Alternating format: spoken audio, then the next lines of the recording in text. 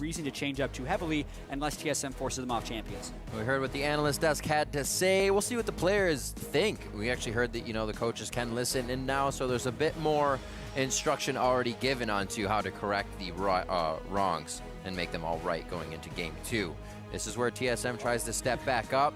Gangplank, Twisted Fate taken out already. They don't like the map pressure of either of those. It's not even one or two. It's the combo. Me and Jabbo just started chuckling and smiling because it's quick kind of adjustment. The obvious quick reaction is ban out everything that just beat us. So then this is Morgana, but right? This is Morgana.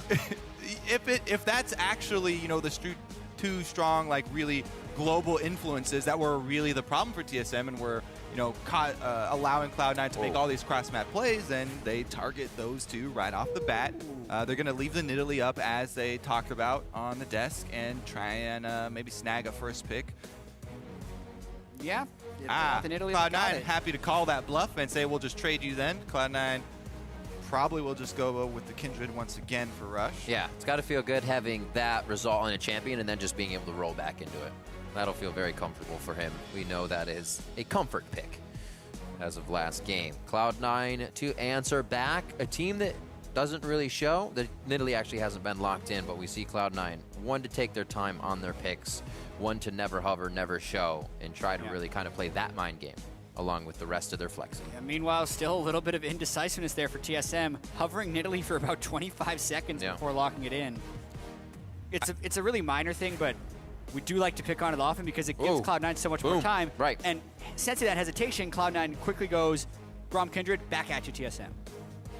Yeah, reducing the amount of time that TSM have to discuss with each other and figure out what they want to go with. Cloud9, very clear game plan here. Go right back to the Braum there for high and pick that Kindred up for Rush. He's happy to farm it out. We'll see, though. Svenskeren on the Nidalee. He is set up to try and make some early moves.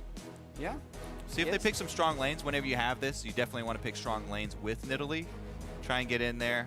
Maybe they will look to invade on Rush and try and attack him. I'd definitely be interested to see that. He's the guy that puts his foot forward, so it's definitely on Haunter to step up. Yeah, and very little has been revealed by Cloud9, so TSM as always would also just want to either do flex picks or power picks here. They didn't have great success going with the early Azir last time, so we'll see if they end up going for it again. And they're now allowing Cloud9, if they do these two picks, to counter pick both solo lanes freely. Double, especially last game. It was a blind pick Azir, now another blind pick Azir. The confidence for Bjergsen here. These are allowing Cloud9 to just set up around it. I mean, while they are again blind picking Azir, these are two of the most picked champions across the world. That's true. In the current meta right now. Maokai with the recent buffs. Now he's got magic resist. It's actually a huge change. The other thing that Maokai does provide now, the huge increase on duration timers for the saplings, does give you a significant amount more of vision because they last almost a minute. That's half of a trinket ward. Yeah, and they're most picked for a reason. They work against a lot of different matchups. One strategy you do for blue side is you just straight up do power picks, and then the red side could be used to try and pick counters. And TSM very clearly just going with the high priority, high presence pick ban champions with their first three choices. Nautilus being locked in. That's too much play of that coming from Cloud9, even on the second half of this split. You're not going to be seeing that. Very interesting. If they run it in the top lane, it will be yet another unique champion for Balls in the spring. He already had the largest top lane champion pool with 11 unique picks in 18 games. This will make it 12 in 20. Now I'm looking at what Jensen would want to run into this Azir. Maybe the Zed. I know he doesn't really like Lissandra mid, so I don't know. I don't know if they, again, try a double teleport. Maybe he has put in a lot more time on that champion, though, and they try and pull another, global game plan here and go with a double teleport. But I think it would be more along the lines of something to assassinate Bjergsen. I think he would like to pressure him that way. Yeah, you look at their team right now. They do have the Nautilus top lane, but they have a lot of physical damage, so you wouldn't think of a Zed, even though Zed would normally be your assassin counter pick to an Azir. He's had a lot of success on Orianna. LB could be there. Split. Yep. Yeah, versus Maokai, you cannot afford to have a single damage type. You have to diversify your damage profile for your team conk, because if you allow Maokai to build straight tank, whoa, okay. So, well, the other thing is that Kindred does do magic damage that sneaks up on you.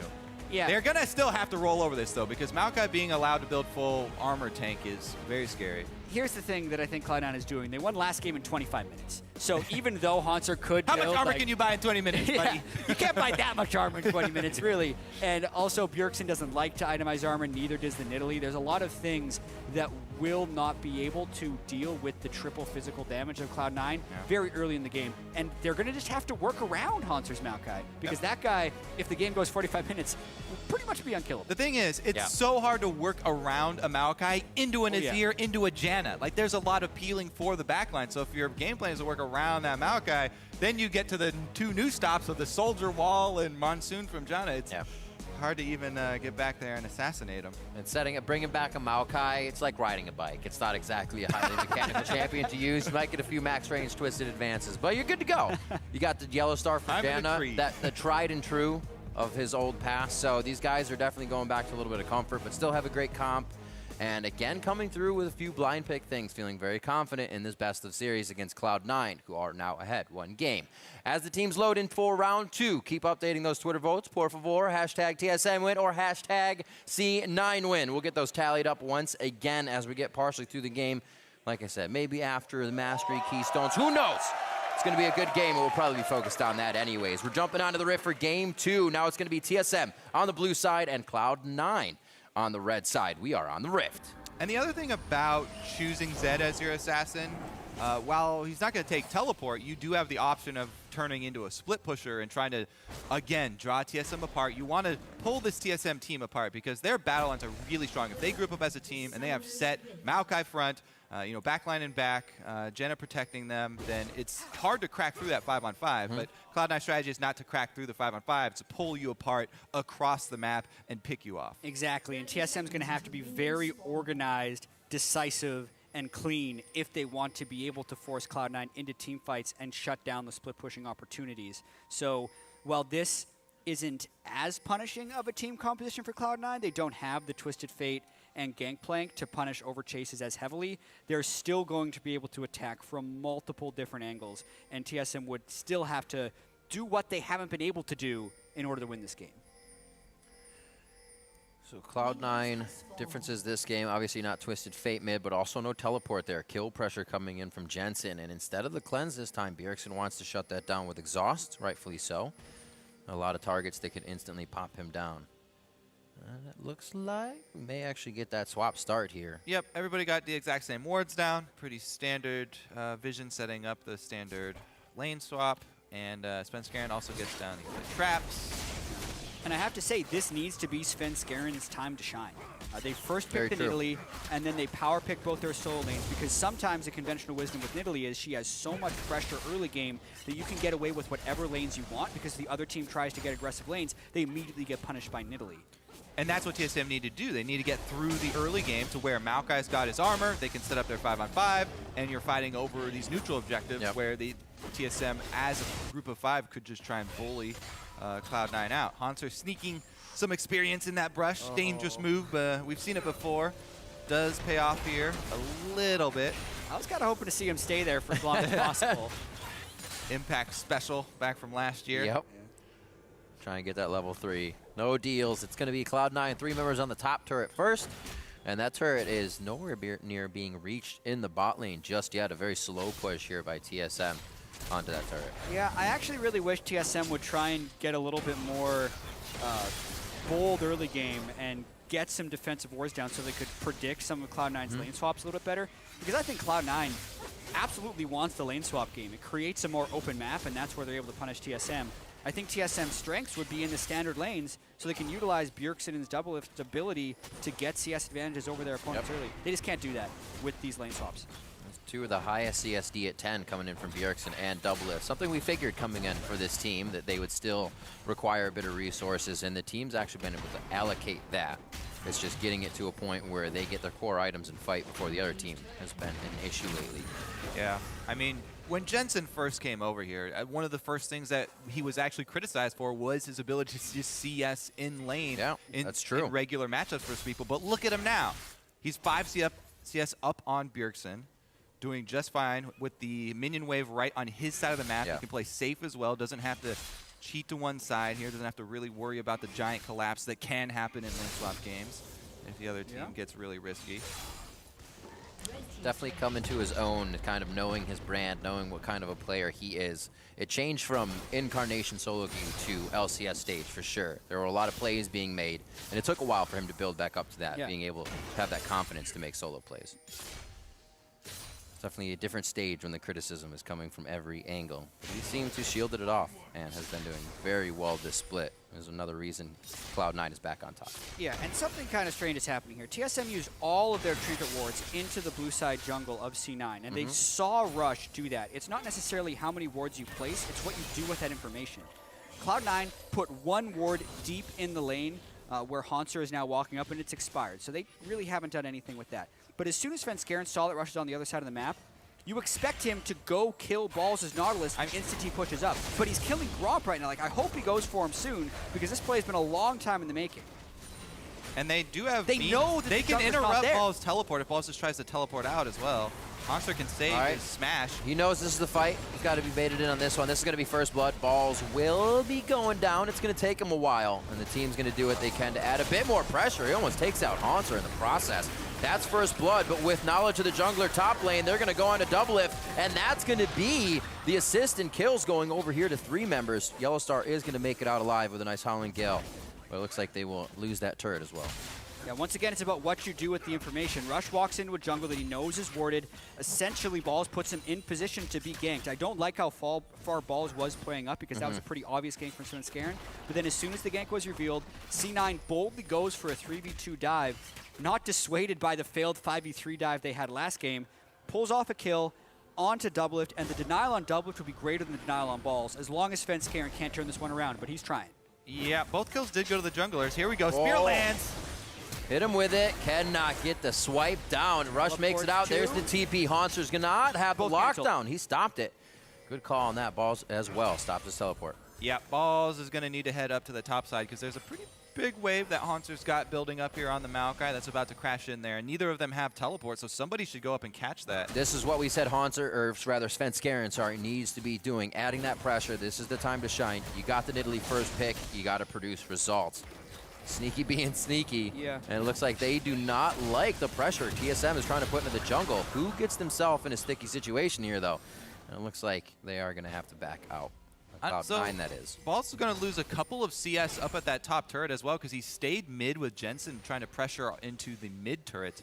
They didn't get much mid turret damage. Oh, cannon minion. That's it. He lost cannon. He actually catches a lot of the wave. I'm with Kobe, though. That was a very strange play by Balls. I don't know what he accomplished by holding pressure against Bjergsen in the turret with Jensen, unless they were going to send Jensen to collapse on Svenskeren in the jungle, which also didn't happen. So, so far, the early pressure of Nidalee is outpacing Rush a little bit. They managed to trade ganks, but then Svenskeren was able to get in to the enemy jungle quickly after that. It's very minor, though. Definitely a lighter 6, level 6 I should say, for this game. We're not seeing half as much teleporting or roaming around the map from Cloud9. It's much more confined to the lanes this time. Yellowstar, however, will be getting a bit of a roam on with double lifts. They'll just get knowledge pretty much of where the jungle is. So, one other thing that we kind of touched on is, okay, so obviously Maokai is going to want to build a lot of armor versus team comp, because for the team fight you get a lot of value out of that. But one of the things about all these top lane matchups that we're seeing so often with all these tanks is how strong the cowl is, Spectral Cowl, in these matchups, because a lot of the damage from the actual tanks and trading in lane is magic damage, and you proc that regeneration over and over on that when you're in tank fights, and that's one of the reasons why we see the quote-unquote wet noodle fights so often, where they don't get a lot of work done. But Haunter's probably not going to want to go for that, because for the team fight it makes so much more sense to go full armor. So Balls actually might be able to make something happen in a 1 versus 1 if he goes Cowl and Haunter does not. Yeah, I would say it's definitely less than in previous patches, because there's a couple things that happened that were pretty crucial. Very true. The damage on the E from Nautilus was greatly reduced, as well as the MR per level being on Haunter. So I actually don't think he'll need it on Maokai based on the base sustain. Is that it? Burning. Flash is out. Flash doesn't stop Deathmark, but it does get him out of range of a potential shadow kill. The shadow is there. Going to go for it. Hiding under his wall. So Jensen actually goes hard, gets the ult out of mid lane. Not the exhaust, though, just the flash, so it could be a repeat. Svenskeren trying to push now Bjergsen Rush out of his jungle. also held onto his exhaust Yep. throughout that as well. So he does still have that at least. Feels that it's safe. Well, I guess the damage was already done. Knew he wouldn't die to the death mark without the swirly over his head. Cloud9 getting a few, not even early wards, but deep wards. Just one there on the invade as they go in to try and deny some jungle. Rush towards the top. More denial on that side. And it's much more of an even game here as we start this one off. Yeah, Svenskeren has been the one to push the tempo here. And with a deep ward onto Rush and mid lane advantage with the Azir being able to come over, this could be an easy moment. steal for him. Yeah. But does he get more? Because Azir's here. Oh, wow. TSM really working a few steps ahead here, thinking of the play before it really needs to happen, and I don't think this can even be closed on by Cloud9. That death mark is still down, so they're just using the regular abilities on this one. Svenskeren back in. Depth charge forces him out, and Yellowstar is trying to help him over the wall. Haunter gets a kill with Vengeful Maelstrom as he throws down the ultimate, and it looks like forced to back out with a few kills on either side. Sneaky does get red buff for that, but he had to flash for it on Lucian. And again, TSM very happy to go for these trades back and forth in the early game here. They're setting themselves up for the strong mid-game team fight. Towers still standing on the opposite side. They had only traded the first ones in the lane swap instead of going and trading second ones this time, not allowing that extra room for Cloud9 to work with. And when this started, Rush was trying to get this red buff, but Sneaky had just recalled on Lucian, so the whole time this fight was happening, Doublelift was getting free time in the bottom lane. And you can see how much faster Bjergsen was to that because Jensen was also coming up from the lane. And then Cloud9 tried to turn this around, but they're just so far behind on this play. Haunter is here before Ball. Bjergsen was there before Jensen. Lucian comes in at the very end, and now they're going for Jensen. Oh, Fate's call, and that could be it. He flashes as well, but the Rend and a bit of extra damage take him down. The roam from Double of Yellowstar to gank mid lane here, leaving their bottom lane. That does mean that Cloud9 can pressure bottom lane, but it's an even exchange. Mid lane's wide open as well, and TSM got the kill, so.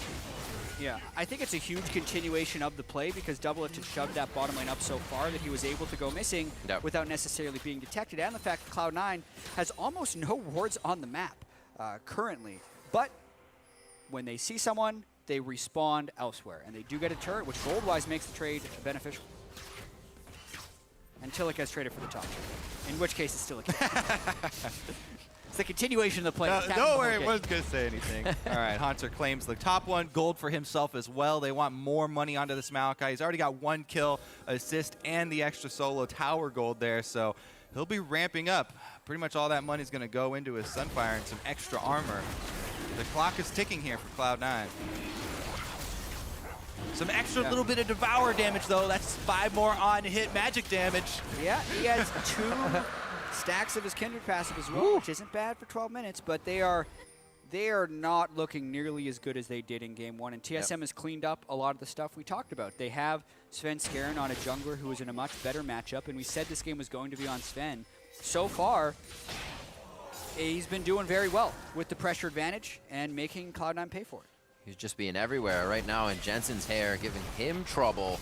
And we kind of see this Bjergsen pick, the blind Azir, not being as big as a burden as it was last game. He's able to just stay in the mid lane. It's Doublelift that's trying to get fed here. Can be protected by an Azir no matter what late game. And Yellowstar's been on that roam too. We're seeing this, what TSM really wanted to put together. And Bjergsen is actually rushing with the Zhonya's, so definitely gonna take a hit on DPS, but he'll be so much more safe. Unlike Kai, who's pretty much dead here in enemy territory. Yeah, this is one of those how long can you run for? One of those secret missions gone horribly wrong, where they see you right as you walk in. Oh, fancy. Someone betrayed him. They gave him up. So top lane push. Let's clean up in the mid lane. Doesn't look like Balls will get too much off of this one. But a whole bunch of follow me from high tries to waste the time of TSM. 23,000 to 20.5 right now. Cloud9 actually falling behind at this point. We saw the stats last game, and TSM has been able to kind of flop that at 15-minute stat into their favor. Yeah, I mean, it's a very big lead. Very happy to now move control into both Riverside, I think. Rush is actually making a move towards this mark. I don't think he's that crazy to risk going for it. Just cleaned up some scraps in his jungle. But TSM trying to work their way over here. They need to continue to move as 5, hold on to the advantage that they have, their power. Try and pressure Cloud9 and force them to miss out on some CS. There goes that mark. Right into the Rift Scuttler. This has been quite clean from TSM, which you would not have expected after seeing the way they lost game 1. Caster curse. Yeah. Clean reset of the Rift. We're beneficial to TSM chat in our caster cursing. Apparently, I haven't double checked the stats myself, but 7 and 4 when I cast TSM games. Okay, fair enough. This split. TSM right now doing much better this game. Actually, stark difference. It kind of looks like the other game with names switched. We're seeing the same results here for TSM that Cloud9 was having, and they're not letting go. When they get the lead, usually we actually see TSM work those advantages. Haunter can usually provide enough of a nuisance on the side lane for the rest, or the other 4, to make the big advantages for. I know Haunter likes playing 1v1 champions, likes killing his opponent and taking those fights, but he's going to feel like a god in this game. He's already got Sunfire completed. I actually feel like he's going to turn that into probably a Randuin's on top of it with this extra giant spell. Yeah. And it will be really hard for Cloud9 to take him down.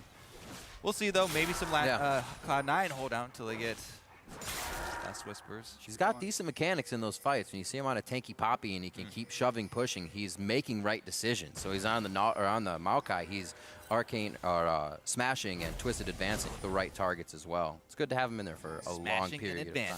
That's right. That's the new Pentakill album. Yep, smashing and advancing. Got it. And they're just going to continue to try and punish Cloud9 for picking up farm. This is kind of a reversal of what we saw last game. Rush, my boy. Mr. Flash away. Yikes. A lot of defensive being used. Think about the Maokai build. I feel like that Giant Spell should sit, and you should go for Frozen Heart next against the multiple auto attackers. Yeah, cooldown reduction is also incredibly good on Maokai, so overall Frozen Heart's just hugely efficient for him. His flash is also up. Sneak is going to take a long time to get crit, so I agree. That twisted advanced flash play. See the back line. There's not much other than balls and high here that have to stick to those squishy targets. Jensen's going to be going in. Rush will be looking to use his ult. It'll be interesting to see how Cloud9 plays these fights.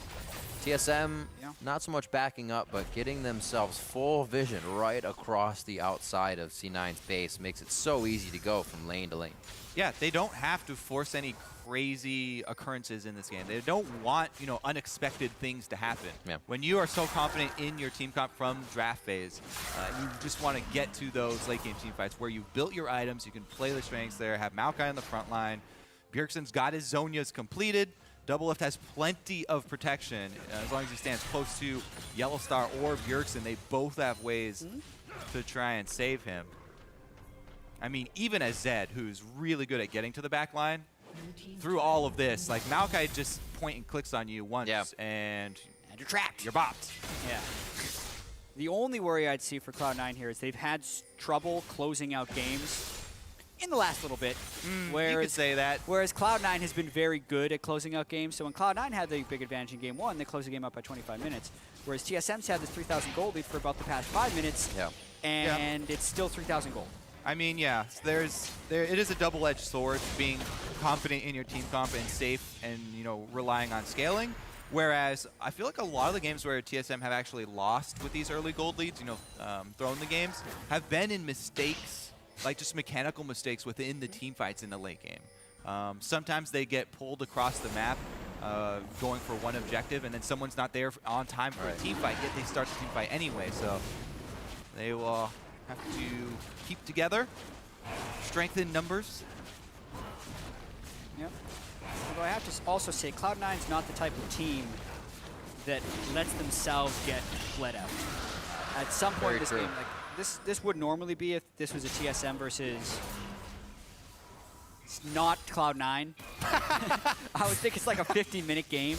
that we're about to have because TSM is behind on Dragons. Their gold lead's only about 3,000, but they have a lot of map control. What about Immortals? So they'd wait They're for not about Cloud9. Yeah. Anyone who's not Cloud9 or Immortal, this game would be like 50 minutes long in the North American LCS. But this one I feel like would trend to be shorter because as TSM is going to be approaching those 3, 4, and 5 Dragons, I think Cloud9 is going to be trying to make some aggressive plays and force TSM into a mistake. Yeah, that's what you expect from them if you're looking historically at these players. High's the one who has those highlight plays where even if Cloud9 lose at the end, High's trying to make those secret missions work and sneaking to the back line, trying backdoor, even when they're down 10,000 gold. So far, those plays this game have kind of ended in High dying by himself. They haven't been able to get too much, so they've been calling off those and have so far been waiting for TSM to make a move. You were just saying that gold lead is sticking just around 3,000. There's not much they can do. Come at 4,000 now as they've been farming these waves out. Top lane is going to be pushing, but TSM is in no position to really utilize any of these. Rift Herald for now. We'll see who gets that. Probably Svenskeren to keep these moving. They're going to continue to try and control the jungle as much as possible and just get farm on their main carries. Another big thing that's coming up for TSM is Baron, because that has so much more pull than the other neutral objectives on the map right now. And even sieging up is like a little bit risky, but TSM can just control vision across Baron side. Rush. I mean, we can take a break here and just watch this escape of Rush or attempted escape. His mark spawned in TSM's jungle, so he went for it.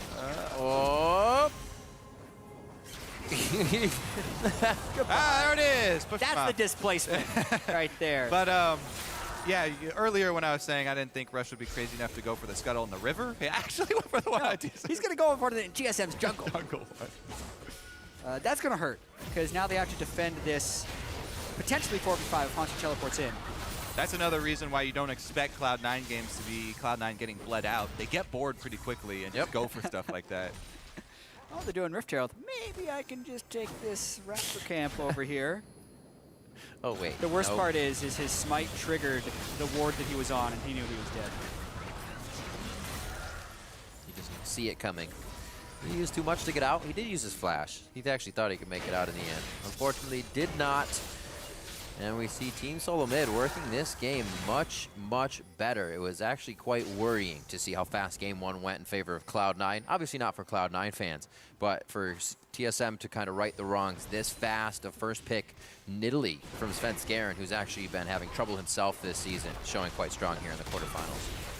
It's definitely been helpful, but when does TSM crack the next barrier? They seem to have been stopped here by Cloud9 after all of that. And that's why sometimes I actually really do like the knee-jerk reaction champ select where you just ban everything that just beat you. Because through Cloud9 draft this time around completely one-sided here, full physical damage, and TSM can now take a breath after that first game because they got beaten very quickly. This game is going to do a lot to reset their mentality.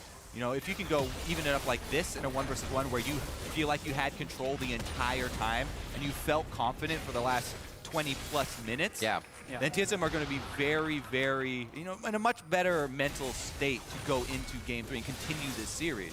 Total reset, for sure. And you get the flip side from C9, right? You just won that game, and now this is happening. I was saying that Rush gets Kindred again. He's flowing into that champion after a great pick, and now he's not having the same game. Little mind things here and there, but at this level, I'm sure they're trying to brush them off as soon as possible and focus on what is necessary. Core items on the side. Nasher's finished along with that. Zanya's now. The Rod of Ages still building up there for Svenskeren. Going for it. Haunter, there's that Frozen Heart. Just finished it up. He's going for that next mark. Sat on it. Nope. He's got nothing else to do. Yeah, he's going to get it. Suckers. That pesky little Kindred. That's 4. Yeah, Cloud9 are in that let's farm for late mode because they just want to get to actually max items.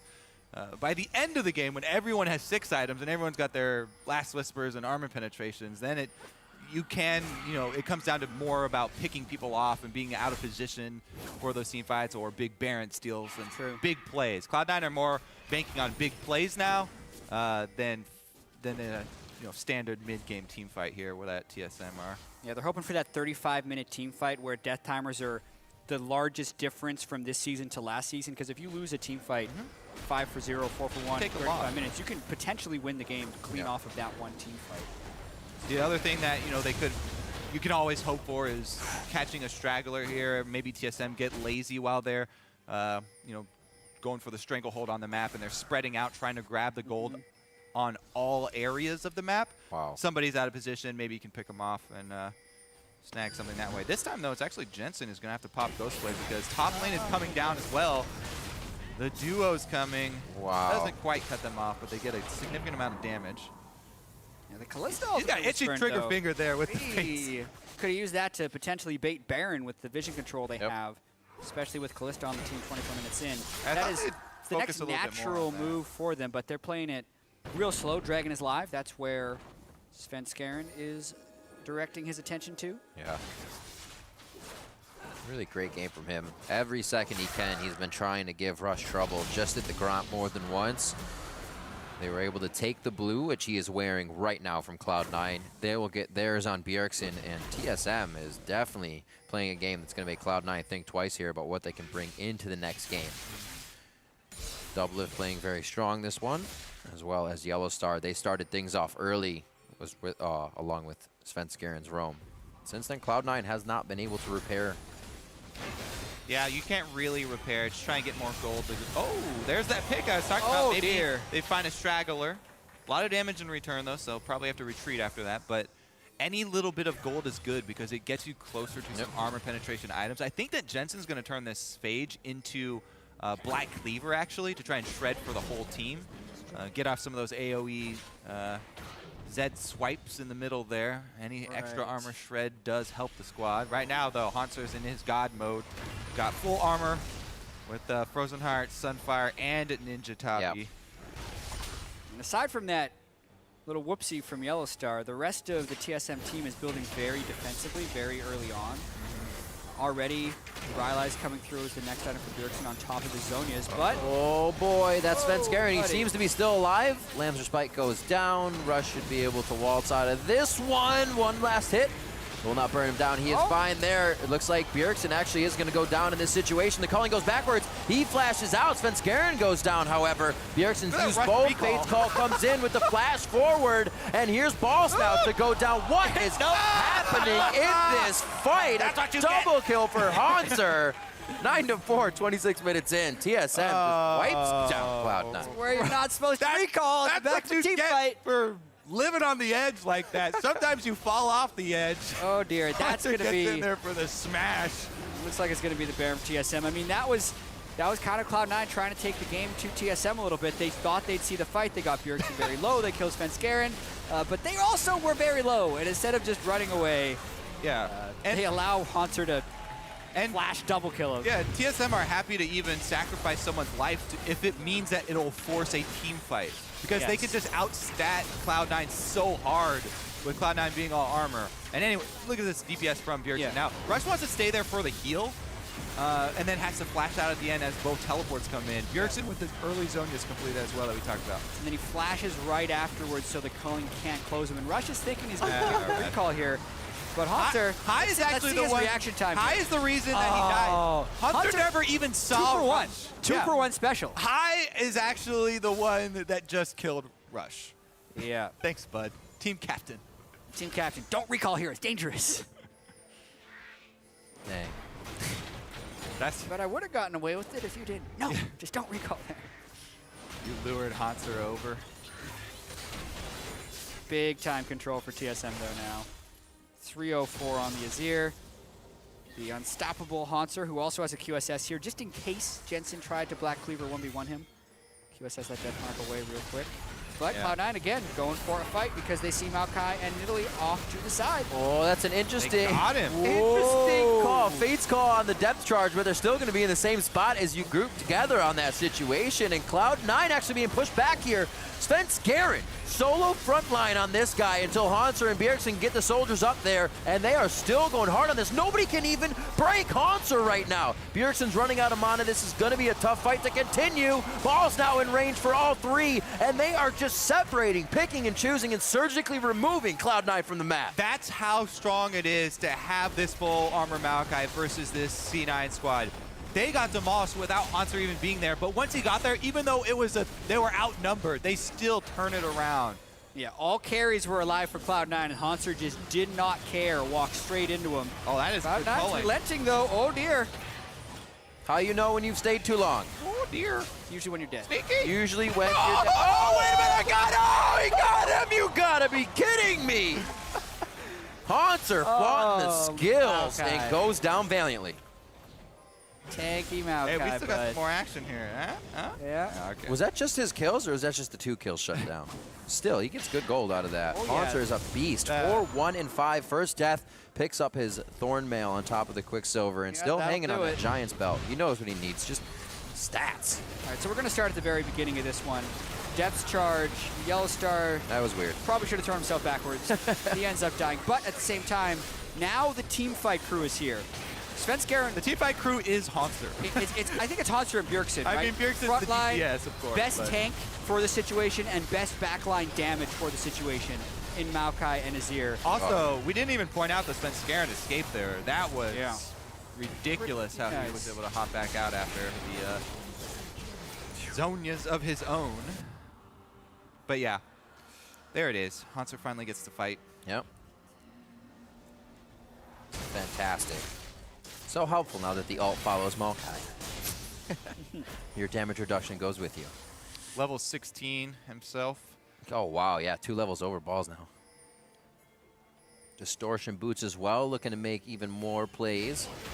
The rest of the team, Haunter 16 to Jensen's, so they're getting that full damage out of their ultimates now. That gold lead, by the way, growing finally for Team Solomid. They found a way to break down the walls of Cloud9. It was phase first. And the As hard as biggest you thing can. for TSM now is that Haunter's teleport is up. So he'll be there even quicker if there is a team fight that breaks out. If Haunter's teleport is up, TSM can feel so much more secure.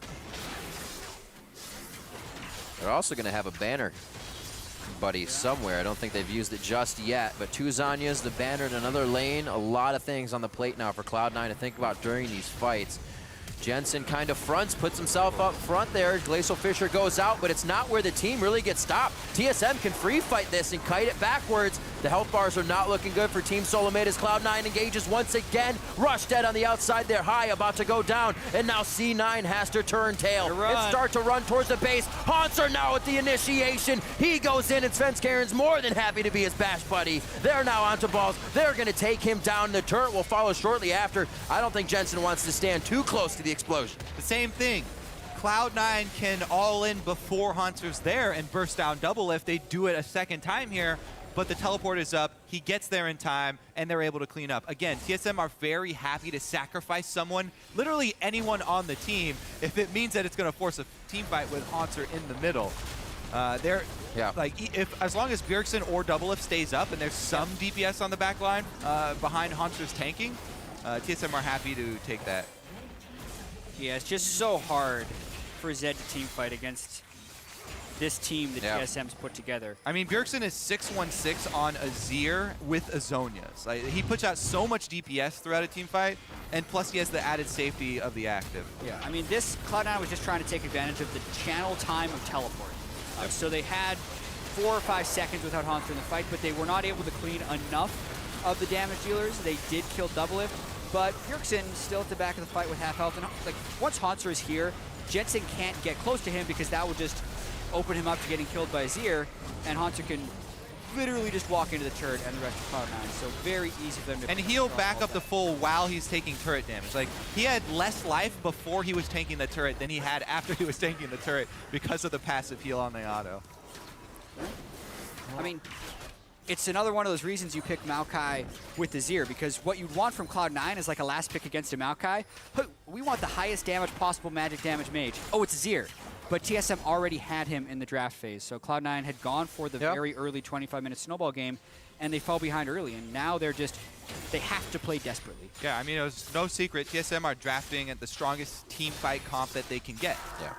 And they got that. The They did it. quintessential straight. Yeah, exactly. And specifically, they first picked the earliest game jungler to buy them time to reach this team fight phase. And Svenskeren did a very good job shutting down Rush to make sure the Cloud9 lanes couldn't get ahead. but they still haven't won the game. They're very close, though, with 2 inhibitors down. Very convincing at that. They have not struggled at all getting through this game, maybe for a minute, but still found a way through. It was Haunter being gigantic, and he still is. Able to make plays whenever they want right now. Really just kind of have Cloud9 on the end of a thread, waiting to tug on it. Over towards Baron. Looks like they're actually going to pull on that string right now. They'll say, let's go. Bring the fight home, right to the Baron pit. Azir kills it so fast. Kalista also secures it. It's the safest Baron rush you'll see. And there it is. Is it the follow-up, though, onto high? He's the first one. It's fine for Haunter to be up front. Jensen going very, very low as he tries to 4v1. Whoa, they got Nobody Haunter. can get past the wall. Hey. Very interesting. Nice play, but Cloud9 still kiting this one out. Low HP bars on both sides here. Who's going to be the next finalized kill? There goes Sneaky, and that's going to be high falling as well. As soon as TSM can assess the fight, they get it the way they want it, and now Balls is going to try to flash away from this. TSM down the mid lane. They killed that Maokai, though. Yeah, they killed Haunter. It only cost them 4 kills on their The game. side. It only cost them the too game. bad. Anyway, TSM, that's exactly what they wanted to do. Force the Baron fight when they're that far ahead. Secure it very quickly. Even if they don't get the Baron, which was high likelihood that they would, they'd still be able to force an engage with the Maokai. And here we go. What a clean game coming in from Team Solomid after a loss in Game 1 to Cloud9. We are all tied up here in the quarterfinals, 1-1, as TSM takes Game 2.